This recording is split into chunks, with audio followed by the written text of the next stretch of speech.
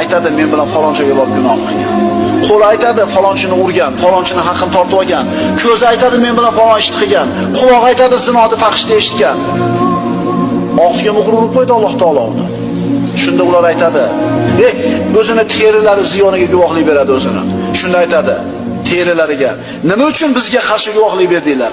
Deyishganida terilari javob beradi. Bizlarni barcha narsani so'zlatgan zot Alloh so'zlatdi. Sizlarni dastlab u yaratgan va sizlar yana uning o'zligigina qaytarilibsizlar. Bir kun qaytib boramiz o'shaga.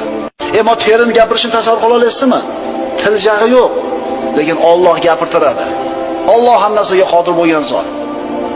Hech kim ko'rmagan gunohni shu jasadingizdagi a'zolar bilan qilyapsizmi? O'sha oyog'ingiz bilan boryapsizmi zinoga?